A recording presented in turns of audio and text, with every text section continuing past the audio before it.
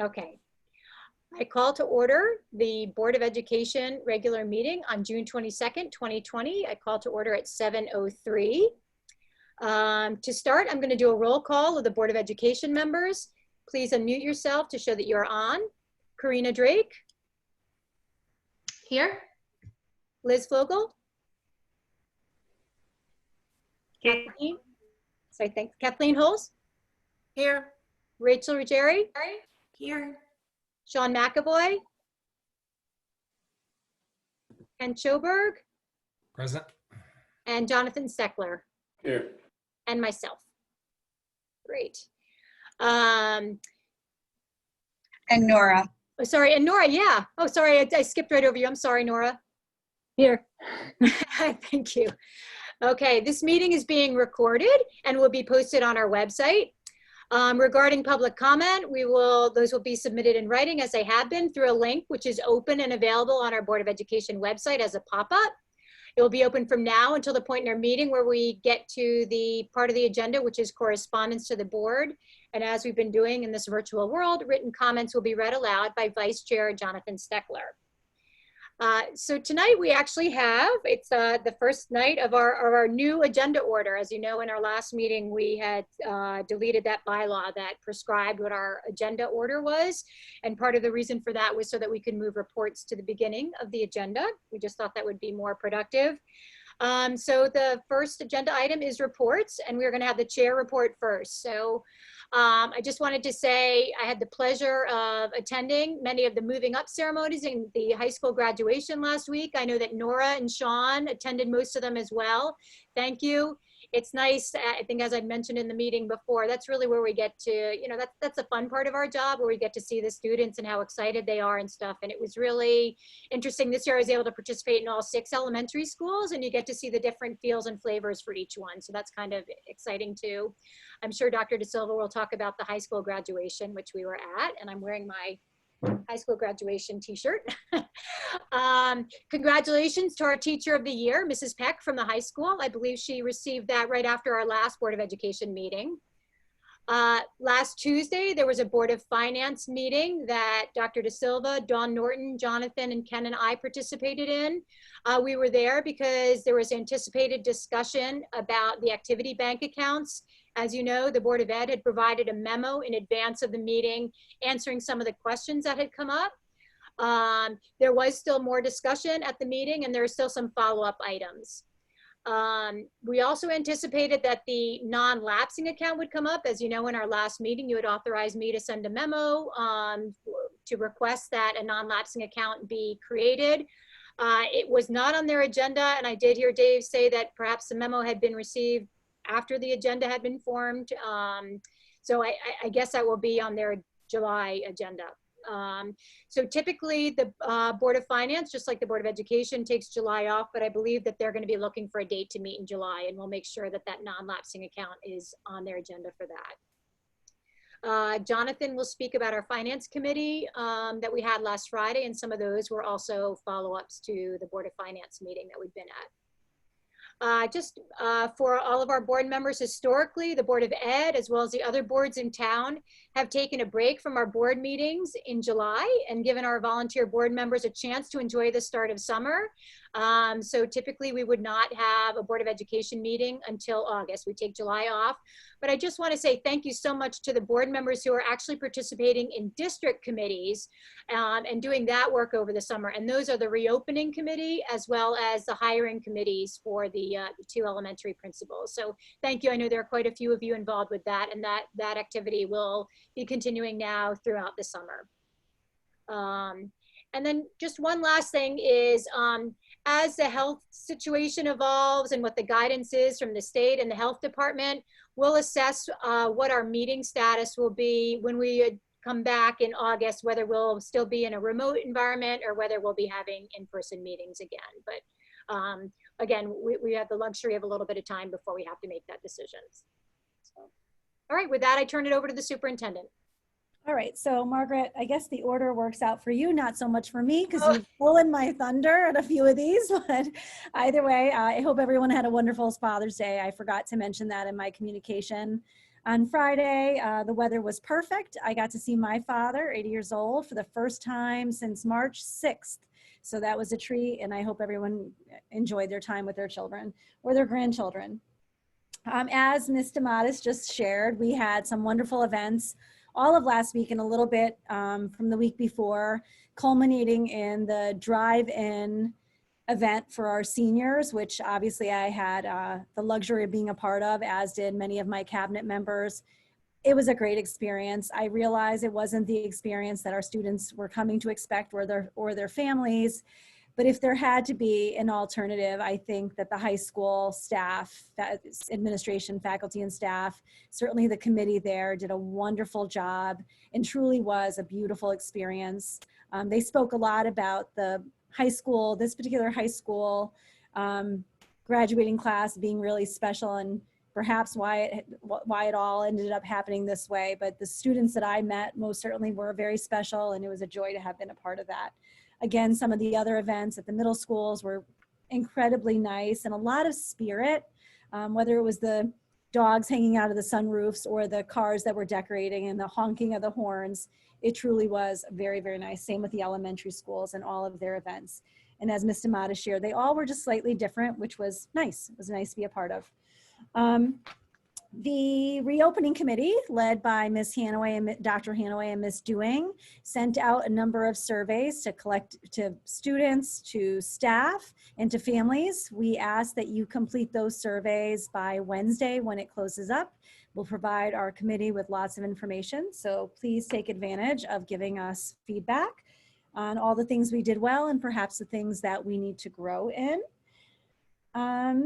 You probably have read on social media that we are expecting an update from the Commissioner of Education, Dr. Cardona, along with the Governor on the opening of school. We're expecting that notification on Thursday. So as soon as I have that information, I will share it with all of you, likely on a Friday communication. I've been communicating with families each Friday. I'll continue to do that when I have information to share during the summer months. The summer months tend to be slower. So depending upon when I have information, I'll be sure to share that out Fridays. Again, congratulations to Ms. Peck from RHS for Teacher of the Year. I had the privilege of going alongside her principals and her teacher colleagues to announce that special recognition at her home. She looked completely surprised. It was a little bit like the Ed McMahon, remember, the showing up with the sign? That was what it felt like. But she was completely surprised and clearly very excited.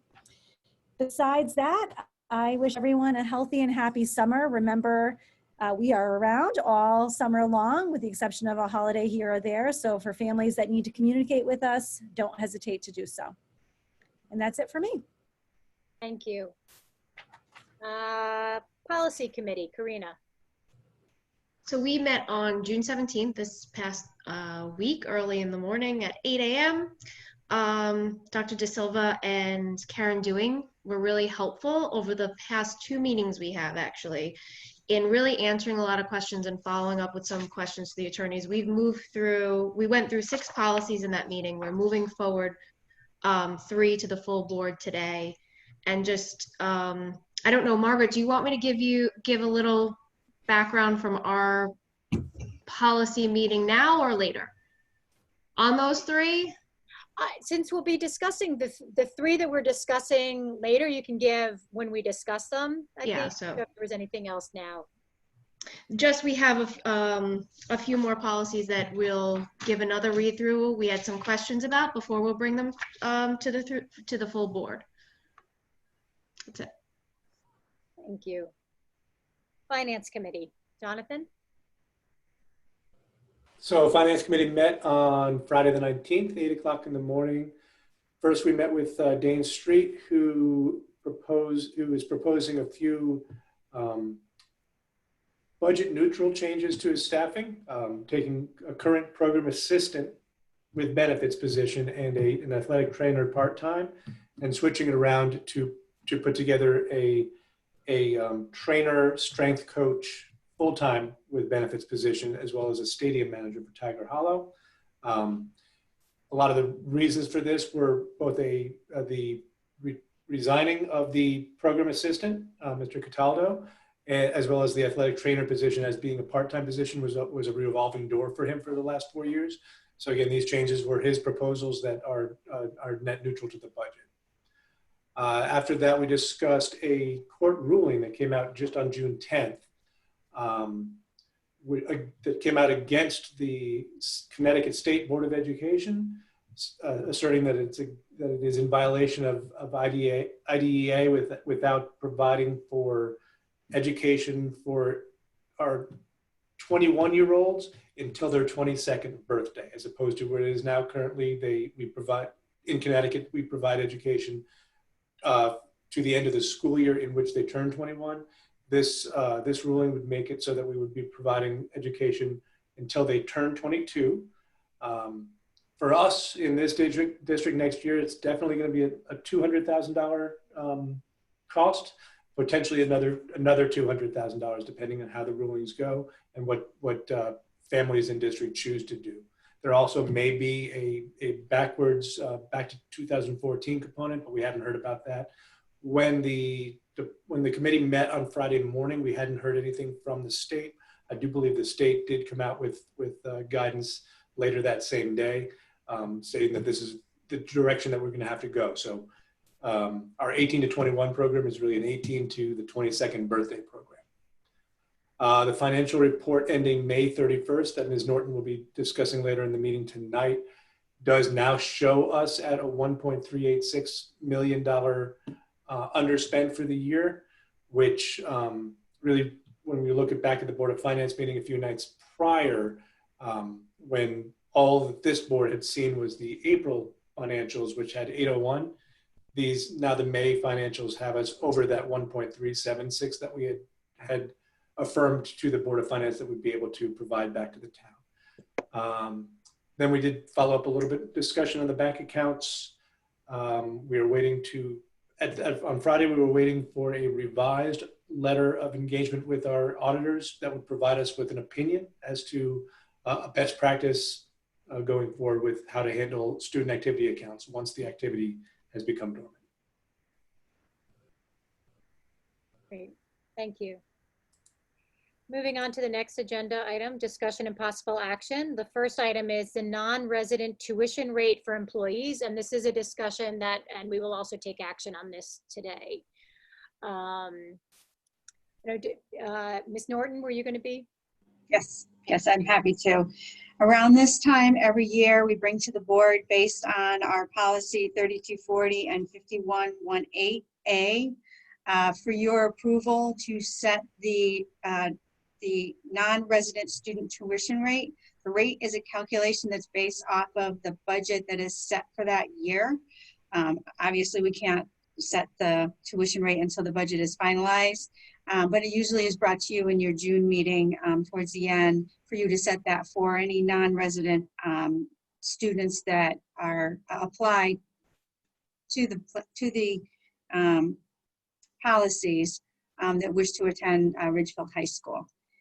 At this point, with our calculations, the non-resident tuition rate for 2020-21 is $5,295 per child, which is an increase of $217 over last year's tuition rate. We had 10 students that were non-resident attend the school for this year, and we'll see how many we get next year. Any questions on that? Any questions from board members? Go ahead, Liz. I just have an education question. There's two questions, but has it always been 30%? And what do other districts around us do? Do they have a different percentage, or is this sort of a statewide or area-wide percentage? Every district has their own policies behind it, and this is what our current policy stipulates. And we follow what the policy is. It's not to say the policy can't be changed. Not everyone is the same any district around us. Some of them don't have any fee whatsoever. Some have a different calculation that is used. Everybody's different. And I Okay, think thank you. back in December 2018, this came before the board, and some returning board members probably remember, and we had a discussion at that time about the 30%, similar question. There was also discussion about the fact that it used to actually be free, I believe. There wasn't a tuition charge, that this same group of students could come into the district just with an application, but during the recession, that's when we started to charge a fee for a tuition. Liz, just to add on to that, they do have to request each year to have their children re-enroll. So I've been Okay. receiving those requests as various staff members, whether it's administrators or teachers, want their children to come back. And the school, in particular the elementary school, is determined by us based on the class size. Okay, thank you. Other board questions? I had a question. I believe back in 2018-19, we had 14 students, and then you mentioned 10. I just wonder, are there any that we know are seniors that are graduating or planning to leave? I just didn't know if there was a downward trend.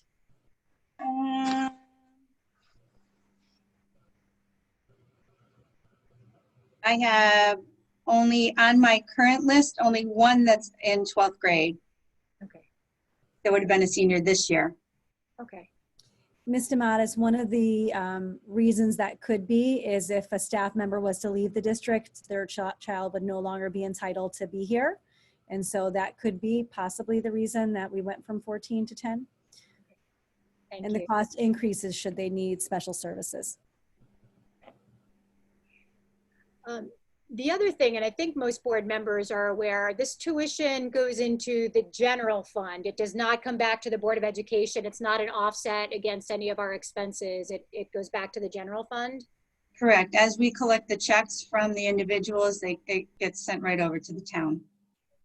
So last year with about 10 students and about 50, it was a little over $50,000. Would that be accurate in total? That's correct. Okay. I just wonder if we're looking at activity accounts and bank accounts and looking at, things like the rental bank account, and maybe opportunities now for the Board of Education to bring in revenue directly to its operating budget, which was something that hadn't been in the past, we'd been encouraged not to do. I just wonder if this would be something that we could revisit as well if we're having that bigger conversation. You mean revisit it to bring it back into the operating fund versus the general fund? Yes, so that it offsets any expenses that we have. So it's a revenue line for the Board of Education. I agree. I mean, we anticipate unanticipated costs opening in September. And if we could revisit this and make that as one of the places we could take or use that money, I think it would behoove us all. It's something But the that money is paid for by the taxpayers to provide the seats for those kids. I mean, I think there's a discussion to be had there if we're going to reopen that policy. absolutely. I think that could be discussed at finance as well as at policy, for sure. Yeah, I agree with Liz on that. I think that when we count those, I'm presuming, I could be wrong, but I'm presuming that we're counting those 10 students in our overall enrollment. And then a lot of decisions that are based on our budget are based on our overall enrollment. So any allocation from the town already includes those 10 people. So I think it makes sense from that perspective that it's offsetting the money that the town has provided. If I remember correctly, Margaret, that particularly in the elementary schools, if a child would break and have to, if a child from out of district would break a class, then they have to choose another school. Could you clarify that? I think Yes. that Dr. De Silva was speaking about with the application. Yeah. So Kathleen, one of the reasons we wait to determine, so what happens just about now, and actually I would probably say maybe 2 or 3 weeks ago, I started receiving emails from faculty and staff saying, I'm requesting such and such to stay at such and such school. And the reason they do it a little bit later is because by that time we have a sense of where our class sections are. And so obviously for the child's benefit, you'd want them to stay in the school where they are, but it does depend on the number of students, because if it was to break, then that child would need to go to another school. Yes, no, I agree. So therefore they don't cause undue expense. Correct. Margaret, would you be including in that inquiry, if we were to have that discussion, the preschool tuition that we collect that also we don't benefit from? I think so. If it's a general conversation about tuitions that are coming in, it feels like that as well. Again, for discussion, perhaps at one of our committee meetings, and then to bring before the board.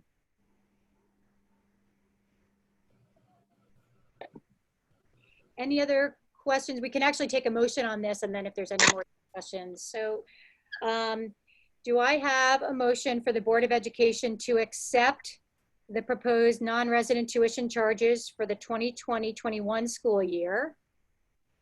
Karina, you can read that recommendation. This whole one?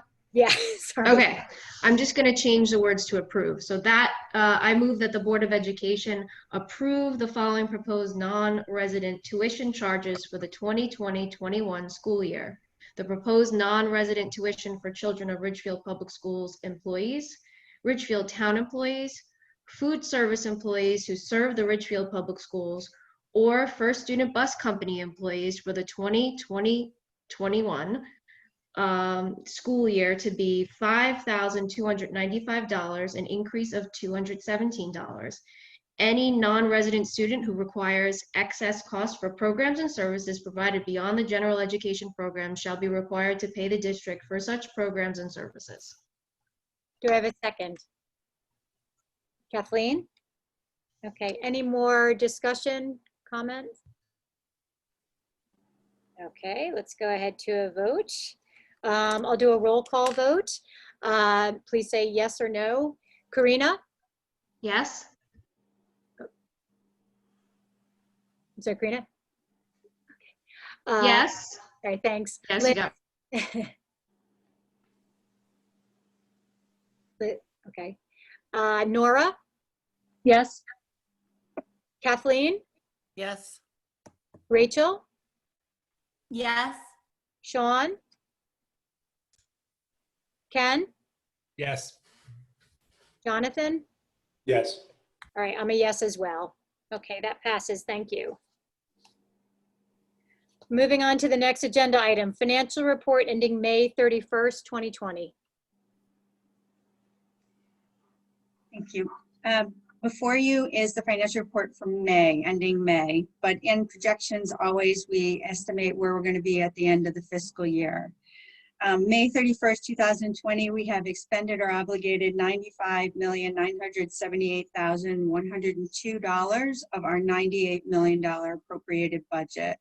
The amount represents approximately 97.7% of our current appropriation.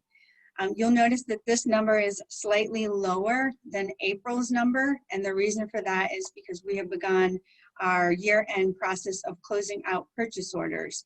When I say expended or obligated, the expended is the actual and the obligated is the purchase orders that we anticipate paying for either a service or a product. As those purchase orders close, that money goes back into the budget line and is no longer set aside for a specific purpose.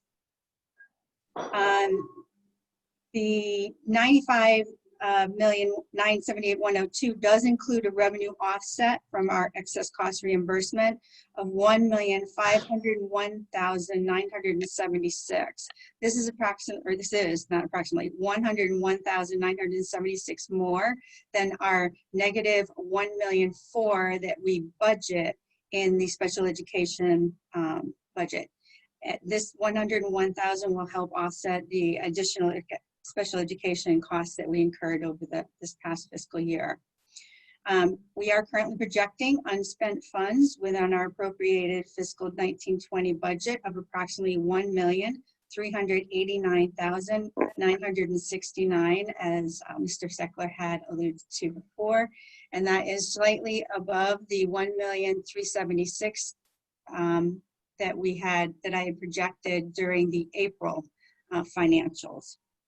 The same areas are also the areas that we are seeing savings in: salaries, health benefits, other benefits, and that is the long-term and short-term disability, some FICA and Medicare, Special education is currently trending over, but the 101 will help with that.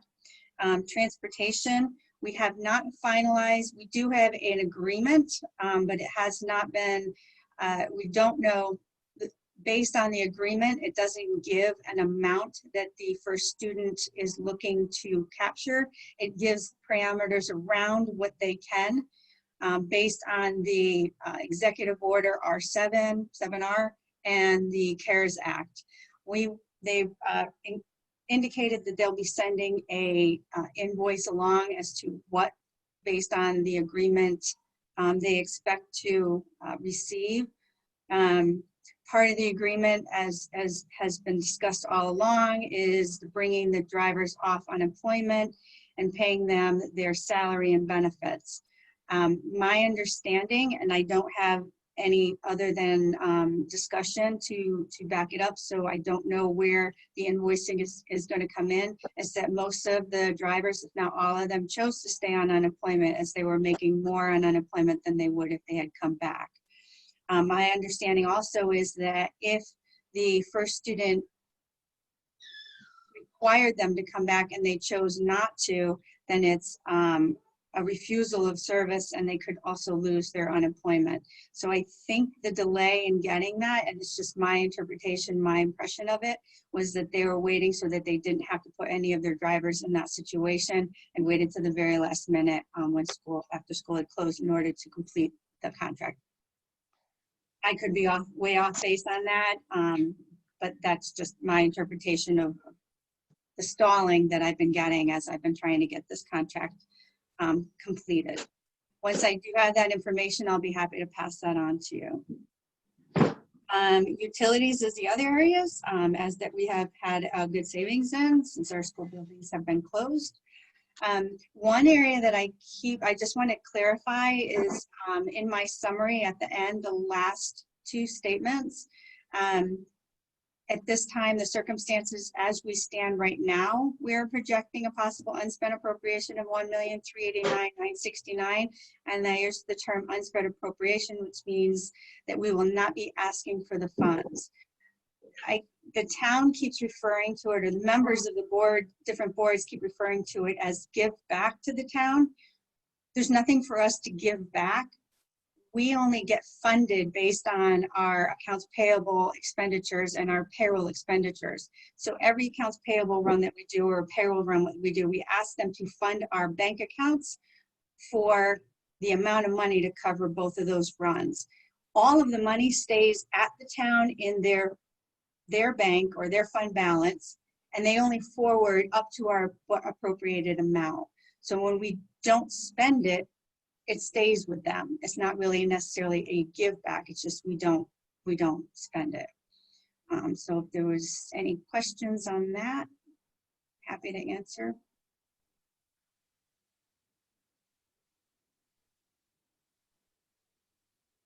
All right. I don't see any questions. So we will take a vote on this first, and then we'll get to transfers. So do I have a motion regarding the May 31st financials? I move that the Board of Education approve the financial report ending May 31st, 2020 with transfers. Do I have a second? Ken? Okay, any more, any more comments? I think I have to make an amendment, because did you say with transfers? And we haven't talked about the transfers yet, right? Want to look through the transfers quick and then Okay, we can do carry that. this motion? Yep. Go ahead, Dawn. Okay, so far these are the transfers that I have to bring before you that have come up at the time that we're preparing, or that I was preparing my presentation for the Budget and Finance Committee. There will be more transfers. We are not finished closing out our fiscal year yet, but at this point in time, this is what we have. In central office, we have management consultant line, where we have hired a consultant to be the IT director from the Whittlesey Group. His salary is on a consultant line and not through the salary line. We also had a cybersecurity audit that we did, and we had a education edulog efficiency study that hit the management line. Those amounts is what this transfer is covering, and we're moving it from the director's salaries in IT as well as the secretary. Both positions have been vacant for a while, and the health benefit, some of the health benefits to cover that as well. In curriculum, there's a request to transfer from the sub-teacher line of $6,300 to counselors. And the reason for that is because there is a sort of a summer school type thing going on where there's a group of students that have some incompletes, and the counselors are working with them in order to get them caught up and complete their incompletes. Also in curriculum, there was a request of $10,000 to be moved out of the social studies textbooks and resource area into the mathematics textbook and resource area. And this is to cover the Math 180 expense for also kind of the same purpose. It's for these students that need additional help now and through the summer with Math 180. Technology had a transfer of $18,000 and change to move from equipment repair to equipment purchase, and that was to help us purchase additional Chromebooks throughout the COVID time when we needed to get some more Chromebooks out to students for their distance learning. The Ridgefield High School had graduation expenses, and they chose to reduce certain lines that they felt were no longer needed at this time as school was finishing up, into a graduation expense of $40,713. As well as club membership or club materials. They moved club materials to student life materials in order to buy student life materials. And also in Scotts Ridge Middle School, they membership for language, they didn't need that $406, and they asked to move that to instructional material for language in order to purchase materials for the language department. They also had some equipment repair reduction of $1,200, equipment music $254, music jazz accompanist $500, all of which they felt they weren't going to have, there were additional funds left over, they weren't going to need them in those lines. And instead they asked to have that move to the instructional material music line in order to purchase instruments that they needed for students and their music program. As well as East Ridge Middle School had a transfer from membership as well, language, foreign language, and they moved that to instructional material foreign language in order to get materials for distance learning. Questions on any of the transfers? I just have a question on some of the distance learning. Do we have an inventory somewhere of what we bought to support these and what the expiration dates of any of these logins or software packages were that either were extended or a number of students or anything like that? Do we have some kind of inventory there? We have, I'm not sure exactly what inventory you're thinking of. Are you thinking just IT? Or are you well, I would assume, just based on personal experience, a lot of these were websites or materials that were online for students that they each had a login for. So usually the way those types of things are packaged is there's an expiration date or number of users. So I'm wondering if we have a catalog of all the things that we had to buy to support, I know increase that, or extend. Sure, I know that as those websites or sources were needed and the curriculum department was reviewing them, they've kept track of who was needing them, what it was for, and what the curriculum educational part of it was needed. So I'm sure they have documentation as they process the purchase orders for them, and we paid for the individual licenses. We have some type of an inventory that we can look at if we need to for anything. Yeah, and the reason I'm asking is is expiration dates, if we have to think about next year's budget to be ahead of any expiration dates that we might encounter, or reduce because we now re-extended or increased our user licenses for a full calendar year or something like that. Right. All of our vendors at this time have started giving us their renewals, if you will, for all of that type of activity.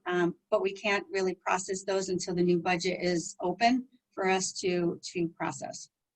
But we do get those around this time from almost all of our vendors, anything that's Sure. running out or expiring. And we're aware of most of them as they're a year-over-year continual process. Right, but what I was wondering is if we increased the purchase or extended those dates as a result of some of these, that's what I'm asking of. Normally it would end at the calendar year, but because we increased our number of online resources in March or whatever, April, whatever it was, if that changes our trajectory for next year, that's what I'm asking. I would refer to the curriculum department for that as if it changes the trajectory of it.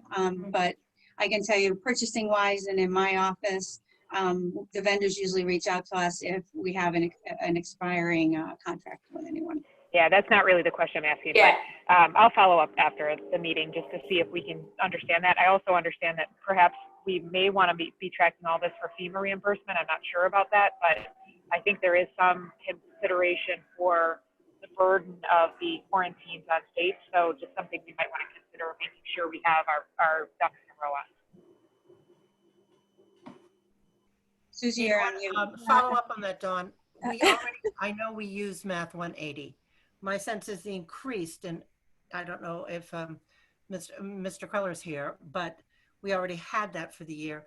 My sense is because it's an online resource that's remedial for particularly middle school students and maybe early high school, that you needed more seats on that because of what happened with the distance learning, would be my understanding. Kathleen, some of that is accurate. So the Math 180, they're extending it for this short period of time for students who required additional support to move out of the fail and or incomplete phase of the distance learning for a variety of reasons. And that's why we're offering this extension here. I think, Liz, if I'm correct in your question, there's two pieces to it. One piece, if I'm correct, one piece is we are tracking anything that we purchased as a direct result of COVID.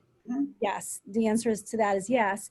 The technology piece of that, i.e. software. So if we bought additional seats for Dreambox, some of those seats may expire sooner than, let's say, June, right? When the other seats would expire. So what happens typically is we do receive a notification of when those seats would expire. It's depending upon the situation for us in the fall, we may actually not need all of those seats. So it would behoove us to reach out and say, we no longer need these 50 seats if we're, let's say, in school. And so therefore, can you pull back? And we're able to do typically, let's say for Lexia or IXL or those other software programs, even those that we have a contract for, let's say September to June, if we have 100 seats, but we actually only need 75, typically if we're tracking how many students are accessing those seats, we can call and say, we need 25 less. Can you change this and credit us for the following year? Most of those organizations are willing to do that. I think that's your question is, are we tracking when the expiry date is for those extra seats and or extra resources that we may not be using in the future? We only used it now. Yeah, or the flip side of that, where we extended licenses because we bought them in March and they wanted a calendar year renewal process, something along those lines. That's where I'm just wondering if we have a bulk of those, if we can make sure we're just watching it for next year's budget. Got it. Dawn, is it possible, following up on Liz's ask, that, and I don't know if it is possible, since we're talking about it and we're saying we're tracking, maybe it would be more transparent as when we get these monthly financial reports, that we get a reporting of that accounting of what is loosely a COVID expense, changes we had to make to subscriptions and stuff, and then we'll see it monthly and we can all, I think that's what Liz is asking. John, I wonder if even better than what I was asking, actually, Karina. That was even more and better. Dawn, I wonder if that can be a part of the budget and finance meetings when you present your report, is present COVID-related expenses so far. And then obviously if we carry on with those, then how those would Right, and we do track that, and we have that information because we've had to turn that over to the state for any FEMA reimbursement. I mean, the town, sorry, not the state. They're only they can apply, we can't. Dawn, on that, is that a rolling, were you send that on a rolling basis, or is there a certain point in time by which those expenses would have had to been made? My understanding is, it has to be a direct result of an executive order or the CARES Act that caused it. And it has to be something that would have occurred for an expense that we normally wouldn't have budgeted. I don't think there's a deadline to that other than when they close the application time where we have to submit whatever our expenses are at the time. And I don't know that the details behind that are not, they're very vague. I don't know as if they really know what their deadlines are going to be or when they're going to start having it. I know we've submitted to the town at one point in time where we were with purchases, and most of that was facility purchases. We hadn't even gotten into distance learning at that time. So we have more that we continually let the town know about, and they let us know when they're getting ready to send information up to the state. Thank you. Other questions regarding the financials or the transfers? Okay, we have a motion on the table to approve the May 31st financials as well as the transfers. I will go to a vote. I'll do a roll call. Karina?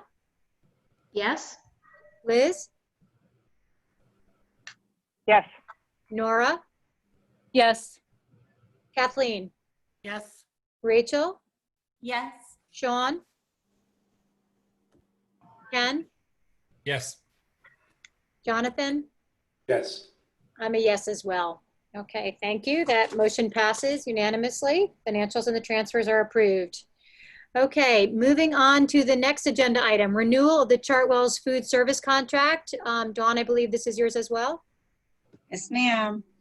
Around this time, also, I bring to you the renewal contract or the amendment to the food service contract for your approval so that we can continue on with the program serving meals in the schools for our students. The original contract for Chartwells was awarded in 2016 to start with the 16-17 fiscal year. And every year after that, there's an amendment that comes before you, and pretty much it picks up any required legal changes that we need, any required fee changes that we have, or any updated language that we need to process through the amendment. This amendment is reviewed by both our attorney as well as Chartwell's attorney. Once we get to an agreement, then it comes to you as well as the state, and the state has the ultimate yay or nay over our agreement, as they're the ones that have approved the original contract for our food service. And the reason the state is involved in that is because we belong to, or we participate in, the free and reduced lunch program that is a federal program. So at this time, the only changes are, well, there's a few changes and amendments to a couple of the paragraphs. They're listed out for you. And most of the changes here is to either update the dates. It's to update the management fee as well as the administrative fee. I think that's pretty much the main updates that are within this. And then it's just to reiterate the student data privacy rider that they need to follow, as well as the guarantee that's in the contract with them. Okay. Why don't I take a motion regarding the contract, and then we can ask questions? I'm sorry, go ahead. Sorry. I'll do that next. I Okay. just had a question. Do I have a motion regarding the Chartwells contract? I move that the Board of Education approve the Chartwells contract amendment for the 2020-2021 school year. Do I have a second? Anyone? Anyone? Second? Does anyone want to? Thank you, Kathleen. Okay, I'm sorry. Nora, go ahead with your question. So my question is really basically about, if we don't go to in-person school, I'm wondering what that's going to look like, because I know that I have heard, even if we are in school part-time, that the whole food service issue could look very different and that they might be more packed lunches. So I'm just curious how that might play out and what this contract, how it will be affected. I don't know exactly how the contract will be affected. It's still in effect. They are our food service providers. They do purchase the food that is either bagged or given out or sold in the school system. So even over the summer or over the distance learning that we had, we were still handing out lunches to any student of the Ridgefield Public School System, which would also incorporate in our free and reduced lunch group. So they continued on even though we weren't selling food in the school system. The program is a self-funded program. It's self-sustaining in itself. So any food that we do sell offsets the cost of what we pay to have the food service company create that food, purchase the food, maintain the equipment, and for the salary of the individuals that work in the cafeterias. They are part of or are being considered as well as transportation and school systems themselves with the back to school review that's being done. They're aware of, I would say they're probably in most of the districts around us, and most of the districts, they do hold the monopoly, if you will, of districts for the school service. So they're in the same situation, not only in our school district, but as in all of the school districts, and they're as well aware of what's going on at the state level and the requirements that are coming down, and are adjusting their needs to that and adjusting to what they're going to be required to do once we get back in the school system. I do know that one area of savings, which we hope we won't lose because of the date, products dating out, is that a lot of the purchase that they had that is still in the freezers didn't get used. And so we do have food that is still good to be, that they don't have to purchase as much going into the school year, and that they're able to provide hot meals for everyone. One of the areas that they were looking at is that possibly feeding the students at a desk in each classroom as opposed to students going to a cafeteria. There's been all kinds of different scenarios, and they are aware of the different scenarios and are able to adjust their needs to it. But without a contract in place, we would have no food service provider in order to even put something together for the students. Thank you. Sure. I guess that was some of my hesitancy to second, but I wanted to move the conversation further, is if we were to go to something where it's a bagged lunch, would they get enough revenue, or would we have to make up that revenue that they would expect because they're not getting it from the families who pay? Most likely, Kathleen, I would envision the fact that if it were to go that route, it would be similar to what we had to do for the last 3 months of this school year, where we covered the cost and the state reimbursed us for a certain percentage of that. And then I believe we're still waiting for the final determination on that any losses that we took could be part of that FEMA reimbursement. Thank you. You're welcome. Dawn, can I add on to Kathleen's question, just one that I'm curious about? So would students, if we're in school, students that do not receive free and reduced lunch still would be able to purchase that bagged lunch, right? Rather than having their parent pack it. You're, I think, hypothesizing perhaps that if a student's going to have a bagged lunch, that perhaps we wouldn't receive as much participation because it's a bag lunch, or wouldn't it just be the same? I'd be really cautious just to say it's a bag lunch. I think that they would provide it could be that, it could be a lunch at their desk. heated lunch, it could be a But hot lunch. any one of Right. those scenarios wouldn't necessarily mean that students wouldn't be purchasing. If they're physically in school, they could perhaps purchase just like they've purchased in the past, and we wouldn't be in a deficit. Correct. Okay. Correct. I guess it all depends on what the state requirements are when school opens up and where we are at that time. Okay, thanks. But I will say that part of our agreement, and it's still in there for next year, is that they guarantee us a profit of $38,300. I know that doesn't sound like a lot, but the fact that that's there, and anything below that, if they don't make that, it's a total revenue, total expense calculation. They reduce their management fee and administrative fee in order to make up the difference.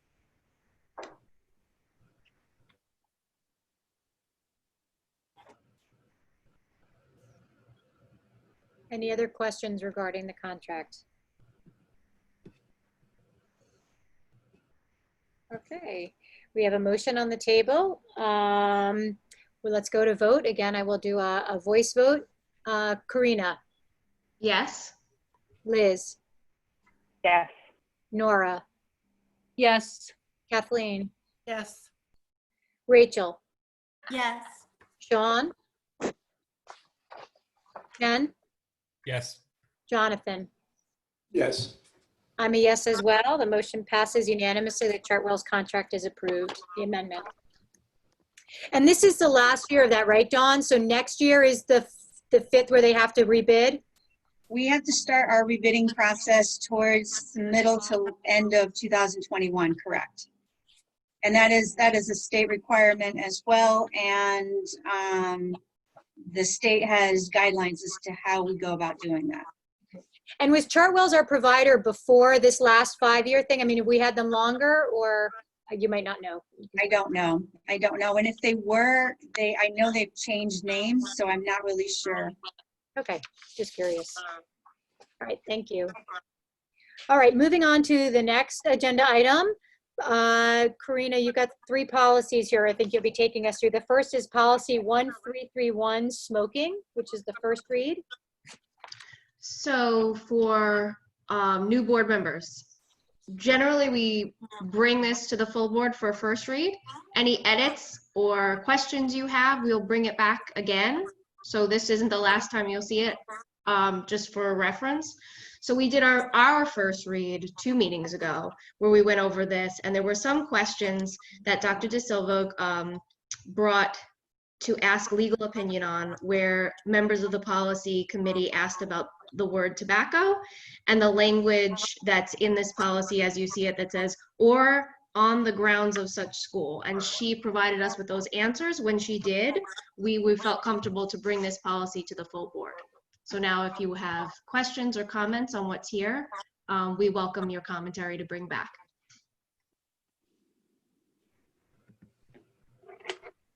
So this is a vaping-based update. Basically, there's a 2009 policy that hasn't been updated to include other than tobacco. Is that correct? Yes, I mean, I can answer. Yes, that was why we were asking that question.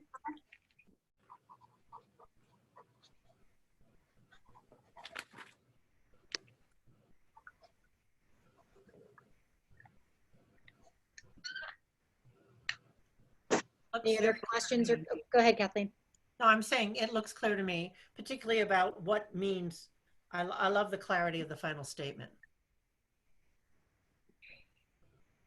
The other update from our old policy, according to Shipman, is that they had updated this smoking policy to prohibit smoking on school grounds.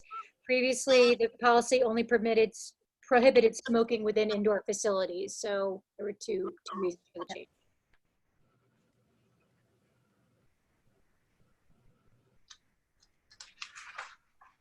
Okay, there being no more questions, Karina, if you want to take us on to the next one. Okay, the next one is, you'll see it says policy 411 2.51, employee and student teacher checks. So this is again a first read. Karen Dewing gave us a lot of background. We had some questions. Nora had asked about adding to this policy, running any potential employees through the National Sex Offender public website. So that was added at our committee level. And then we had some questions about school nurses as in this background check, and that was also, those questions were answered and satisfied at our subcommittee level, and then we brought this to the full board. So if there's any other questions you have.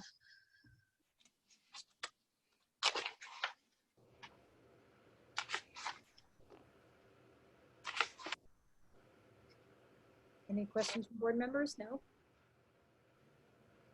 Okay. All right, Karina, policy 4118.1. So this policy is related to sex discrimination, Title IX, in the workplace. And Karen Dewing also provided us some background information about this and let us know that after this is approved upon, there will be regulations that follow this policy. If you have any questions.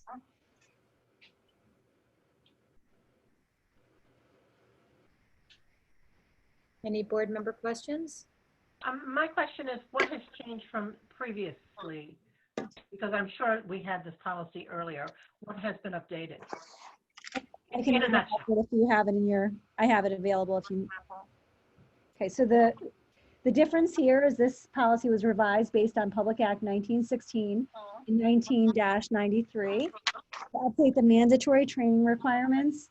Additionally, the amended policy updates the required notice, which must now be emailed to employees within 3 months of hire with the subject line, sexual harassment policy. Lastly, the policy updates information related to potential remedies for victims of sexual harassment. Thank you. So that means there's going to be, is it yearly updated training? Yearly updated training, yes. Okay, great. Any other board member questions or comments? No? Okay. So it seems like these will come back before the board for a second read at a future meeting as well as a vote. Thank you, Karina and Policy Committee. Could we ask that in the future they actually track the changes on the document to send beforehand? Would that be possible? Good point. Thank you. Next agenda item, Dr. De Silva, I believe this is you, proposed 2021 to 22 school year calendar. Yes, so being new, I tried to break a bunch of different rules and then realized that I wasn't allowed to, or at least not quite yet. So I'm giving you 3 versions of the calendar and I'll describe each one of them. None of the versions are actually what I had hoped for. And partly that's because currently our bargaining unit contracts don't allow for what I would had hoped to recommend. So I had hoped to recommend that children come to school on Columbus Day, and perhaps had hoped to recommend that children come to school on Veterans Day. I believe that that conversation had already come to the board at one time, perhaps even before this board's time. And I think our veterans may have been opposed to that. And I don't fully understand the history, and there may have been a reason because they couldn't participate in, let's say, community events and school events if children were in school. I'm not 100% sure, but my experience has been that when children come to school on these 2 days, that there are really meaningful ways to engage with kids about the learning and why we're actually home on those 2 days. But that being said, we're not in a position quite yet, bargaining unit wise, to get there. So I am giving you 3 different calendars, and the other piece of that is for another day. The first calendar is actually a calendar that's modeled after the calendars that you all have experienced before. So there are 4, for lack of a better word, professional days for staff before the start of school for children. in this first version, version A, children come to school on a Thursday. Labor Day is on the 6th and Rosh Hashanah is on the 7th. So children would come to school on Thursday, Friday, and then be off on Monday, Tuesday, and then come to school on a Wednesday and then be dismissed early on a Thursday. So by the time they have the first full week, actually it would be the week of the 20th, because in between there, they have the 16th off for Yom Kippur. I should have probably mentioned to you that the way in which this calendar looks is different than the calendars you have seen in the past. I probably should have mentioned that. Truly just a visual thing, and I had a hard time following the legend on the other calendars, so I tried something new. If it doesn't seem to work for families, then I'm glad to collect feedback and we can go back to a different model. This school year ends on the version A on the 16th. So 4 days for learning. First full week of for children is September 20th. This is modeled after the versions that have been presented in the past. So any questions on version A, and then I'll go to version B and C. Yeah, Susie, this is just a quick question, and it's not about the days that you mentioned. I'm actually curious, does the and I've read the contracts, but I don't remember. Does the bargaining unit preclude us from moving that first Thursday thing, or is that something that you and the staff considered at all? The first Thursday, meaning that children start on a Thursday? That PD half day of the month, Thursday. Oh, that's a good question for Karen. Karen? Yeah, that's not bargaining unit negotiated. That was board policy saying they adopted our recommendation to have early dismissal, and then the administration picked the day. And then the board adopted the calendar accordingly. So it could be moved, is what you're saying? Yes. Okay. Yeah, I'm just curious because from a parent's perspective, that one is something that comes up. It's a little odd. And then the other question I have is, does it behoove us to bundle days for early dismissal and PDs differently so that we don't have this truncated first week of school where kids are in and out and everywhere, especially knowing what's happened this year?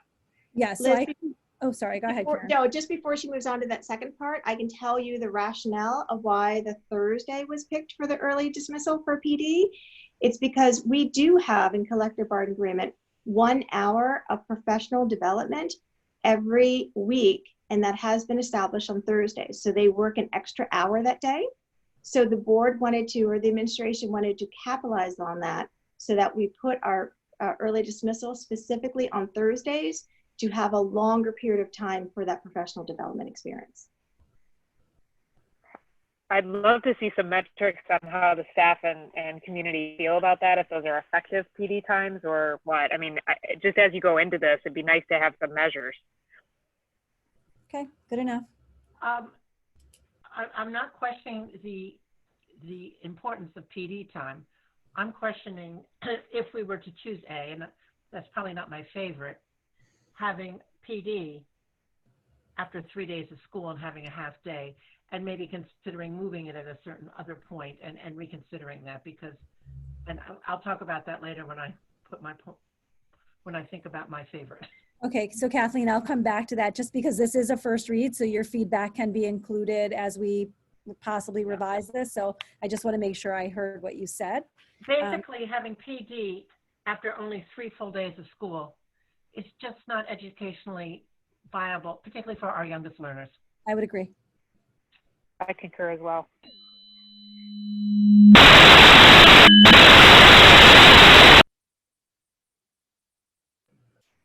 Was there a weird sound on your device or just mine? Yeah, there was a weird sound. All right, it went away for me. Yeah. Okay, so can I move on to version 2? So version 2 shifts the calendar a little bit, has children dismissing out on the 15th. Otherwise, relatively speaking, it's the same.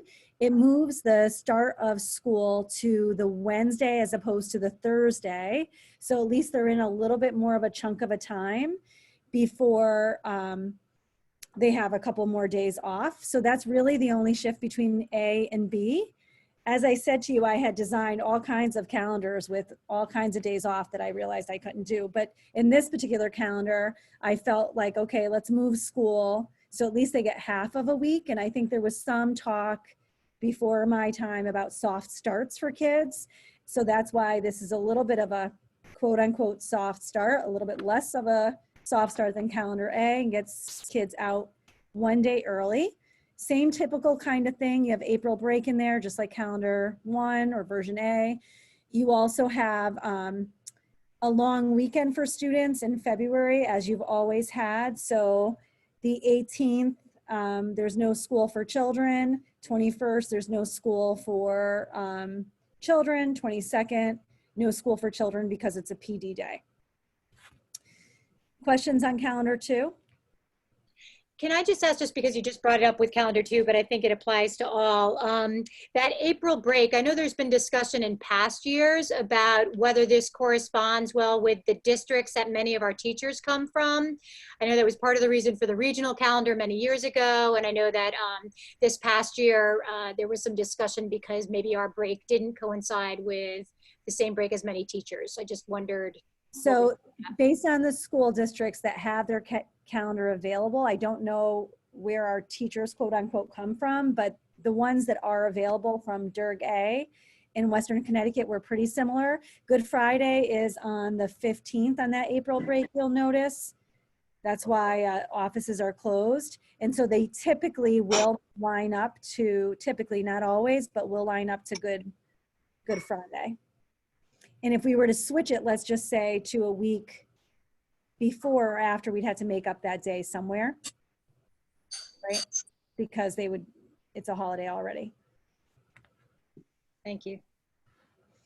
Okay, for version 3 is probably the one that's most different, or version C, I'm sorry, is that in this particular version, the professional learning starts earlier for staff. So that's the 24th through the 27th. Children start on the 30th, but have a full week of school. The second week, they have the 2 days off. So they have a long weekend, right?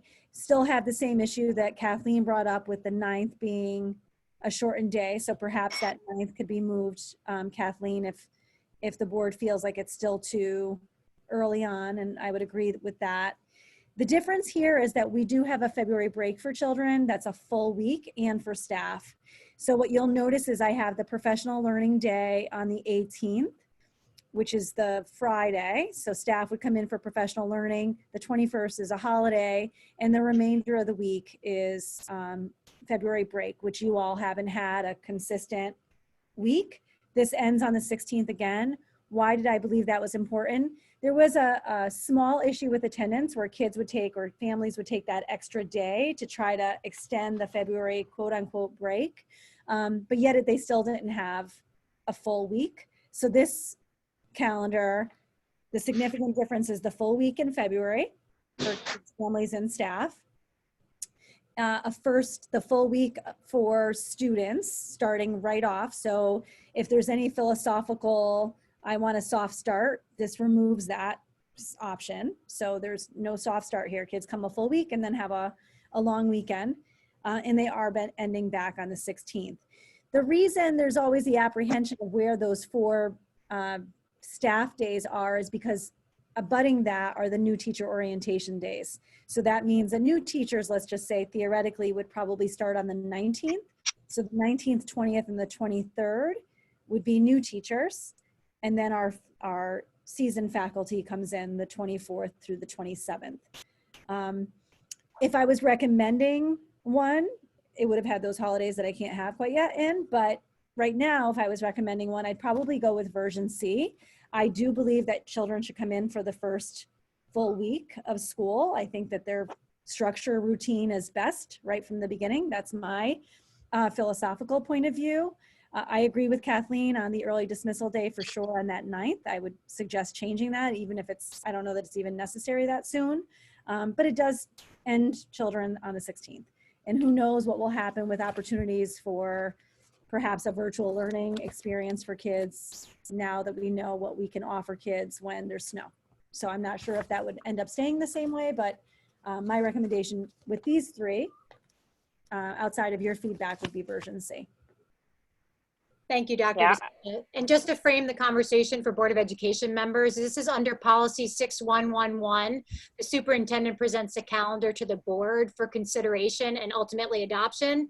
Tonight, we're just going to be discussing. We will be adopting and voting on a calendar at a future meeting, but not tonight. So this is just discussion. Typically, we also have a 3-year calendar, but we are off cycle because of some changes that happened last year. So I think the next time calendars come in front of us in a year, that will probably be a 3-year look forward.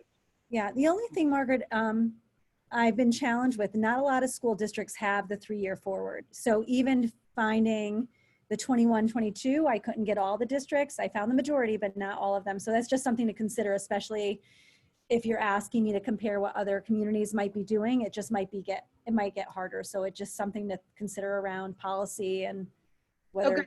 Yeah, that's fair. That's good feedback. And that is something then that perhaps the policy committee can just take a look at as to whether we want to hamper ourselves by saying it has to be a 3-year calendar. I'm sorry, Liz, go ahead. I'm so sorry, I didn't mean to interrupt you. So just a quick question on, and it goes back to that PD question. I'm not questioning that the teachers deserve every minute of PD, but I would also suggest that given what we've learned, some of the PD might be online as well. So there might be an option to look at that. And I just would like, and this may be a topic non-calendar, but it would be really interesting to get community sentiment on that as well from a, you know, we've all been disrupted. I moved from a different district. I've heard lots of feedback from other parents on this half days thing. And so I just think maybe it is something we could look at. And even from the teachers, you know, I don't have any perspective other than casual conversation on that, but it would be good to have some benchmarks on that, because then it could feed your next year's calendar as well, right? Even if you don't change it this year, then you've got feedback on effectiveness and all of that. I love the idea of a February break. So I think that that's more in line with the rest of the East Coast, certainly. And if it doesn't change the end date of the school, I think it would be a really positive thing for the students and families in the community. And I think it would be well received based on what I've heard casually. So I really like that idea as well. So just putting that out there. Okay. I'll learn more a little bit about the history, Liz, on the early dismissals. I can imagine that, I know that in particular elementary parents that can't have their children home alone on those early dismissal days are tricky. Definitely, yeah. Sean. So I've only got 15 or so years of kids going through first week of school, but I don't recall ever having a full week that first week. And I get your point of the schedule and all that, but I also enjoyed easing into it a little bit. And I wonder what other districts in our DERG do. So I can pull those calendars, Sean, when we come back, so you can see comparisons if that would be helpful to you. I think that Sean, it was a little bit hard to hear you, but I think that the difference in some school districts with ours, and Karen could probably speak to kindergarten, is around the kindergarten phase-in plan. That is usually where the quote unquote soft start or transition typically comes in, is our youngest children have the hardest time coming back to school for a full week. Usually, at least first and on up, you know, they better acclimate to it. But I would say if any population would have the hardest time, it would be kindergarten. Karen, can you speak to the kindergarten phase? Well, yeah, I'll certainly speak to both points of the soft start. So there's 2 soft starts to our calendar right now, historically. One is that typically kindergarten through 9th grade have started on that Thursday, and then 10th through 12th graders have started on that Friday. So soft start was 1 day or 2 days before the Labor Day weekend and moving forward. Also, in 2010, when we went to full day kindergarten, there was many parents who were concerned about the length of the day for their kindergarten students. So we also did early dismissal days for several days for kindergartners to help acclimate them into school, let us do personalized assessments in the afternoon by appointment, and have a soft start for them as well. So there were 2 kinds of in tandem ways that we had students start the school year.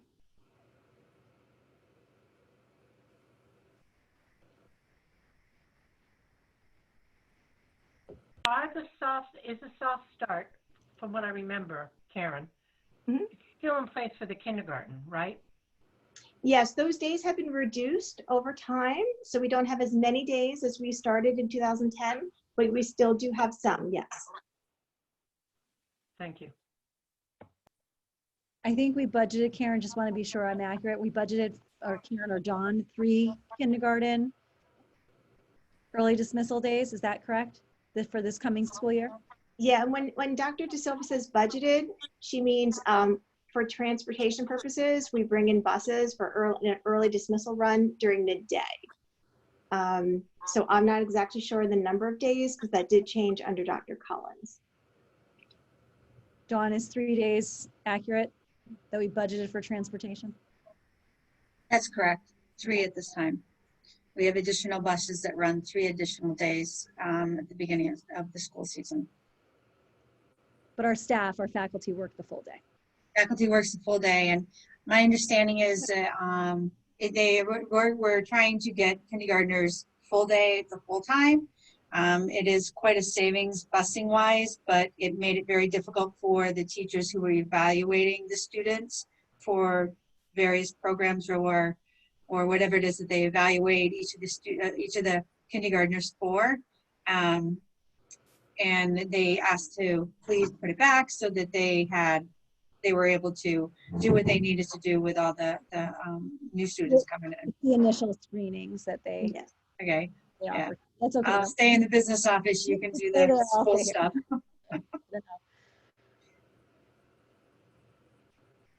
Other feedback on the calendars, Ken? Oh, sorry. Yeah, I had a quick question, and I might have been, as I was trying to absorb the dates and stuff, I might have missed it. But on the PD day, could those move to Friday to have like a little extended weekend for students and parents? So let's just, it depends on on which one. So November 2nd, for example, is election day, Ken, so that's it. Do you mean the early dismissal or the full day? The early dismissal, PDs, yeah. Oh, the early dismissals, possibly. Yeah, I think that's a conversation based off of what Kathleen mentioned, Liz mentioned. Yeah, that possibly, I mean, it just depends on what things are happening, but we'll consider that. Dr. De Silva, can I just make one comment for Yep. that? Just well, because that conversation came up when the administration came before the board several years ago. One concern expressed strongly, particularly by high school teachers, was that perhaps having an early dismissal on a Friday could cause more student absenteeism on a Friday if they're only going to have school until 10:30, say, at the high school, versus Was having that based on, Karen, do you remember, was that based on data or feelings? Because I could say I personally moved from a district that did that way, and I'm curious. We never did it, so it was just based on perception by high school teachers. Plus the Thursday connected to our extra hour, so we did not have to, that was a decision that was made. So no, we never did it Friday, but high school teachers were very concerned about that. So Karen, just to be clear, that this early dismissal plus the extra hour gives them a longer chunk of professional learning time? Correct. So the hour that you're speaking of, that's part of their contractual obligations to them. Is that correct? Correct. we So can't for move that example, hour from Thursday to a different day, or no? well, so it could be moved, but due to faculty meetings and club schedules, when we negotiated the extra hour, we worked closely with the unions and tried to find a day that would minimize teacher impact with students after school. And Thursday was the day that we came up with due to faculty meetings, department meetings, club schedules, athletics, all these types of things. So we came up with Thursdays. So that was in place for several years before the board adopted the early dismissal. So say, for example, at the high school, school gets out at 2:15, that extra hour now is 2:30 to 3:30. So we're like, okay, well, if we have an early dismissal and we get out at 10:30, let's have 10:30 to 3:30 versus 10:30 to 2:15 for our teachers. So that's how that evolved over time. Okay, so we'll consider that piece as well. And we'll come back to you either with why no or why possibly. It would be nice if you'd get some data from the teachers now who've been living that. Is that extra hour really, profitable? I would imagine that I'm just going to hypothesize based on what I know about teachers. The chunk of time I'm sure they appreciate because it's not as choppy. The Thursday versus Friday, I'm not sure about, but I would imagine that they appreciate having more of a chunk of time. No, I agree, but it doesn't, I'm just, Yeah. might as well get that. So just let me go back to Ken's question. So Ken, besides that second, then it's the 18th, which is the long weekend, which is already on a Friday. During the school year, those are the only 2 full days that I see on the calendar. Okay. So we can't really move the second, and the other one's already on the Friday. I'm sorry, my question was more for the early dismissals. Okay. Sorry. Nora, did you have a question? Yeah, so I was just gonna agree with what Sean said earlier about never having remembered a full week start. And I think that for a large number of students at every grade level, but specifically the elementary, that would be overwhelming. And which brings me to my next question, or my only question, which is, will teachers be giving input on the calendar? Because I think that a full week start is really, really a lot to ask for students and teachers.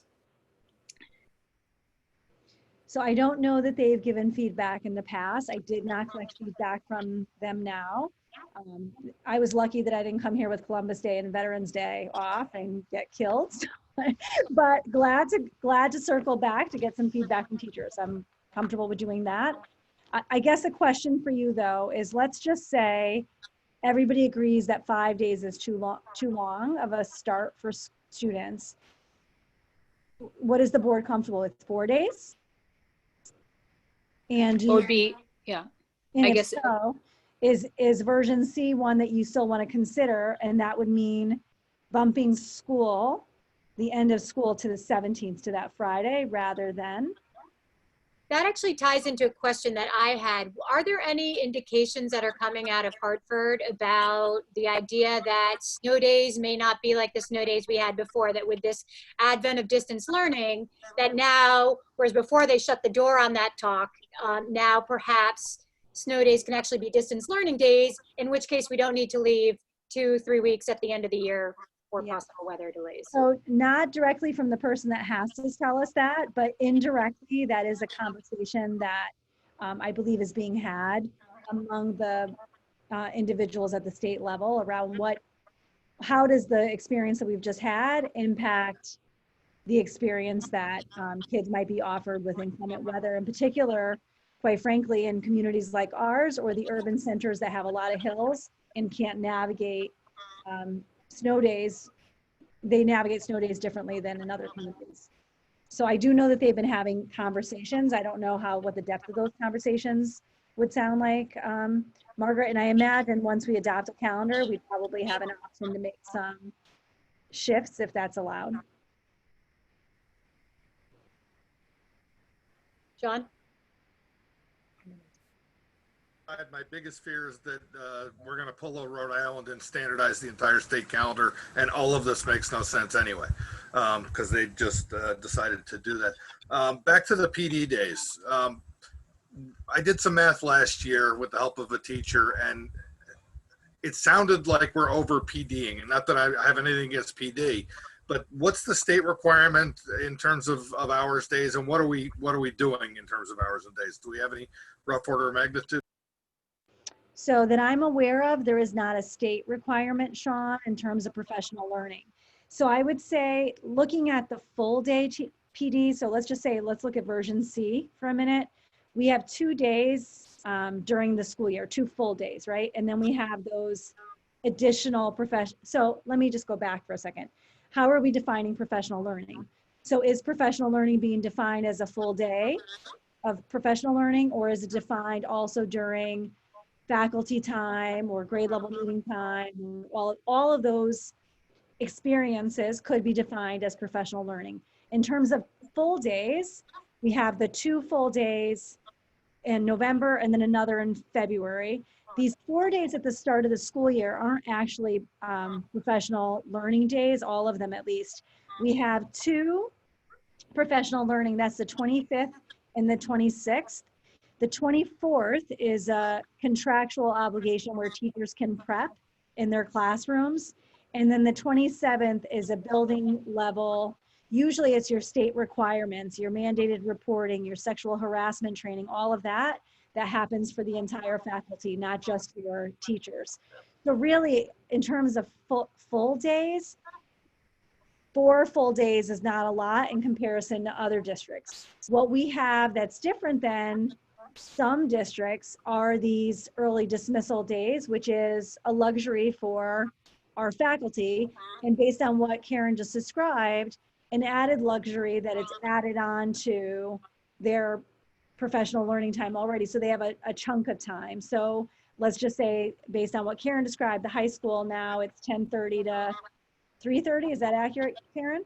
Yes. Yeah, so if you're looking at an almost a full day, yes, we have 1, 2, 3, 4, 5, 6, 7 additional days of almost a full day. So that's a luxury. And I would imagine, like I said, I will collect the feedback from teachers, and they may have collected feedback over the past few years around their professional learning. I imagine that that's a appreciated time. That being said, I won't know for sure until I ask and understand what those agendas look like. But in terms of the full district days, that's not a lot to have 4 full days, including the opening of school. Rachel, did you have a question? I guess one, to answer your question, I think you had asked if not the full week, then how many days would we want? So I was thinking possibly 3, because if we have kindergartners starting, I believe it was 3 days for the transport for early dismissal, it might be nice then to have consistency all together and then start the next week full day kindergarten. So the teachers would have time to do their assessments before a full week of school. The other thing that I was thinking is, listen, there's a lot of conversation around professional development. So I think it definitely would be good to get staff and community feedback of the half days. And I'm also wondering, how do they feel about that compared to possibly in-service courses, different levels of professional development, and how that would play out budget-wise. Just looking ahead, thinking about, our new virtual world and how to service our teachers best if they're home and not in the school building. That possibly could be a great conversation for next time or another Board of Education meeting. So part of what you said, Rachel, I think would be something that we would have to bargain for is, let's say teachers are home receiving virtual PD, that certainly could be an experience that we would offer, but theoretically, right, it would be a work day. Whether it's here or there, it would be a work day. So it would be something that we would have to bargain for. And I'm not sure that from my point of view that's a benefit. I think I would prefer to have the faculty, even if it's differentiated for their learning needs on site, but that's just my opinion. The second part of what you said, which is the soft start, having students come in 3 days. I think that's what I heard, Rachel. So that, for the board's purpose, that's version B. So Rachel's description, they start Wednesday, they end the 15th of school, they don't have the full week of February break. So if this board feels like, yes, we'd like the full week of February break, then we could still do version B, but then we would extend the year to the 17th, I believe. I'd have to make sure that's the 17th. If the board isn't in favor of having the February break the full week, then version B would, minus the discussion around the early dismissal days, would be the version that you would be asking me to work on.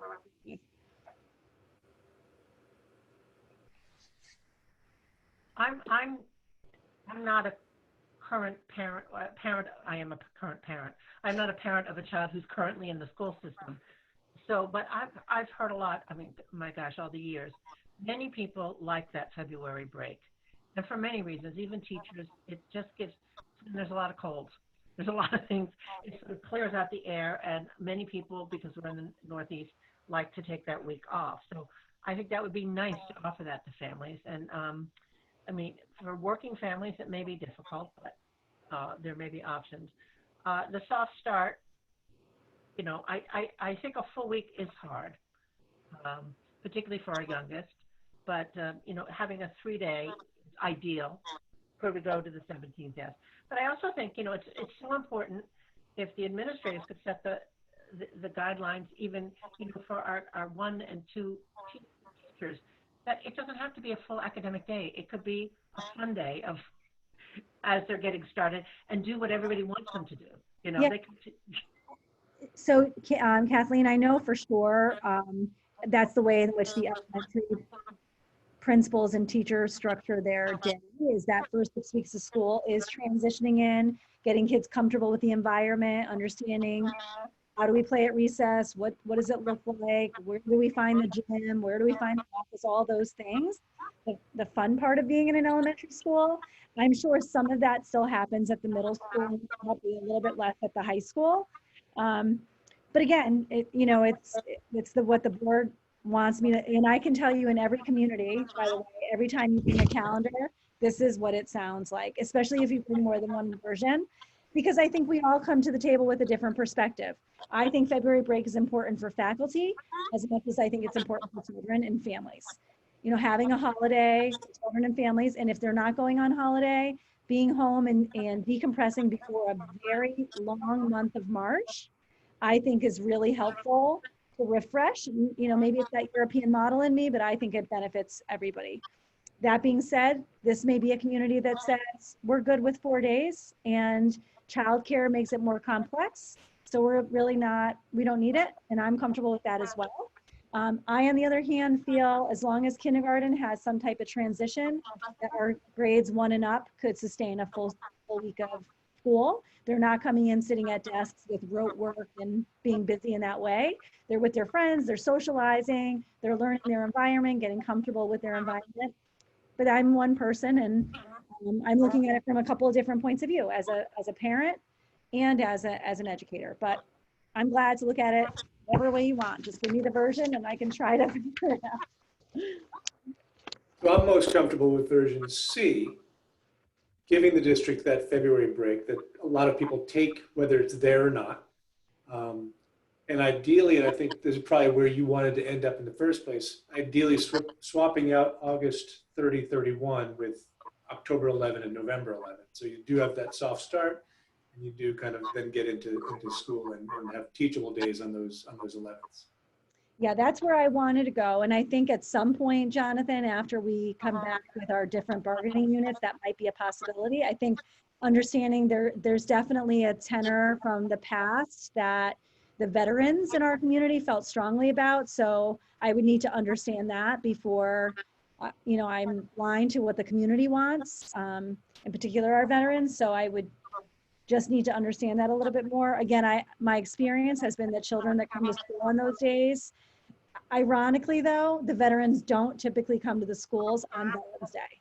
And the reason they don't is because they're busy with other events within the community. So they usually will come in like the day before or the day after or even a few days before. So that tends to happen because our veterans are in a different position. But kids do come in and engage in activities related to the day, where I think when they're home, unless there's someone engaging with them, it can be lost a little bit.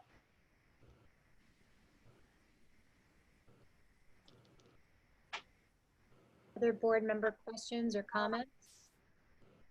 I'll just echo Jonathan and Serena? some others on version C with the February break. And the only other thing I was going to add was just to clarify, I think there was a question with some consensus from the board about getting some data around the professional development days. So maybe before this calendar comes back, we could know what data is being used to decide what the professional development is, so that we know what that is, and then looking at these half days and if they make sense. So Karina, I think right now I'm looking at version C. I'm looking at coming back with data, whatever that data is, whether it's feedback from teachers. I don't know that we have hardcore data, quantitative data, but I'm going to collect some feedback, give you a better understanding of what those days are used for and what that looks like. The piece that I'm still missing, I think, that I just need to be sure I hear, is what you would like me to do with that first full week. If you would like me to reduce it and extend the school year, or leave it as a full week and keep the school year ending at 16. My vote, personal vote, would be to give it a 4-day week to start, go to the 17th, look at moving the 9th of September so that that's at least 3 full days, and find another time in that month, whatever, for staff development. That would be my druthers. And I totally agree with you looking at that October date and that November date in the future. Okay. Nora, is that where you were landing too? I mean, I would lean more toward the 3 days start myself, but that's where I really was curious to get the input from the teachers. I guess so if it was a 4-day start, does that mean K through 9 gets 4 days and 10 to 12 gets 3? Would that be correct? Or Yes, so it'd be 1 day less, yes. yeah. Mm-hmm. Yeah. I mean, So I would can still, back from teachers and bring that back. yeah, that would be, Okay. No one wants a 1-day week, right? We're good? Okay, so a 4 or a 3 or a 5 or no, 5 is out. I'm fine with 5. 5 is still in. I'm going to collect the feedback from teachers, and from that, I'm going to have representatives from every 3 levels. Okay, I think I know my charge. And I'm just for my vote. I'm fine with 5, but I could easily support Kathleen's suggestion also. Okay. If you come back with, teachers say 5 is good, parents' feedback is 5, we'll support that. Okay. Agreed, Sean. Agreed. Okay, I have my job. Got it. Great. Thank you. Okay, as I said, this will come back before the board for further discussion as well as a vote. Okay. Moving on to the next agenda item, which is the possible extension of the superintendent's employment contract through June 30th, 2023. I think what I'll do is actually take a motion first, and then we can have discussion after that motion. I move that the Board of Education extend the superintendent's employment contract for 1 year through June 30th, 2023. Do I have a second? Jonathan? Okay. Just for the public, I know the Board of Education already knows this, but the reason we're talking about this tonight is this is a typical end of the year evaluation for the superintendent. Under Dr. De Silva's contract, actually the last 3 months actually counts as her first year of her contract. So it wasn't a full year, but it counts as year 1. So most superintendent contracts have a term of 3 years, a rolling 3 years. So at the end of year 1, typically a superintendent will ask to have their contract extended into that 3rd year. So that's why we're discussing that this evening. And it's following on a special executive session that we had where we also gave her evaluation before this meeting tonight. So in other words, what we're talking about is an extension into 2021 to 2022. As I said, the board has already discussed this.